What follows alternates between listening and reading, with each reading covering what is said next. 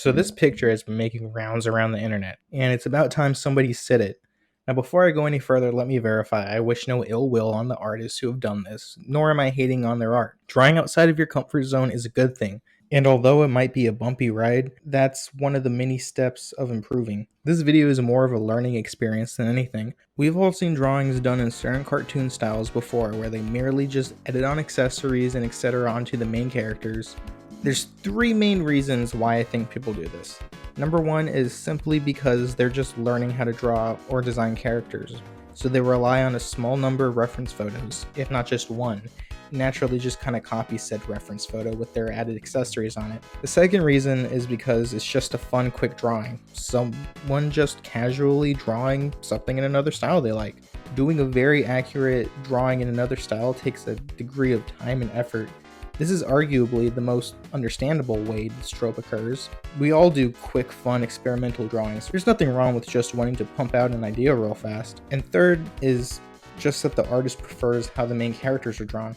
Often secondary or background characters are drawn less stylized and with less effort, usually not being very memorable as they're not supposed to take attention away from the main characters. Hell, with The Simpsons, you can hear in episode commentary that Matt Groening purposefully requested background characters to look more and more bland as the show went on, because he thought they were distracting. Some people have trouble finding out how to stylize their own characters in a cartoon's main character style, as what they're trying to mimic only has a small cast of main characters to use as reference, to which I advise looking back at the creator's original work. For example, with almost all shows like Family Guy and The Simpsons, the creator designs the main characters and doesn't have time designing everyone else in the show while show running and directing and doing all that, which is where other designers come in to draw background and some secondary characters mimicking the creator's style. Anyways, drawing in a specific style takes a lot of time and close attention to the cartoon as a whole. Look at the varying head shapes, body shapes, learn the do's and don'ts, and you will eventually see trends.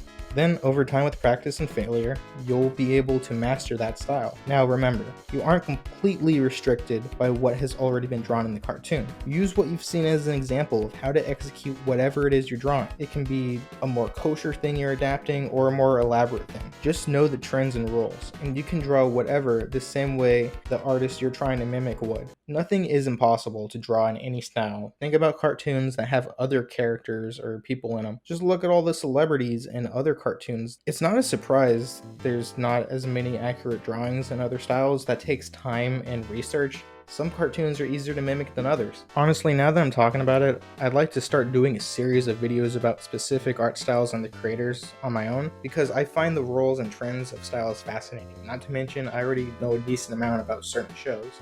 But for now, learn the do's and don'ts, the patterns, the assets, and how they already adapt pre-existing media to fit their aesthetic. There's no one way to do this. They themselves often draw various different versions of characters before settling on the one used in the show.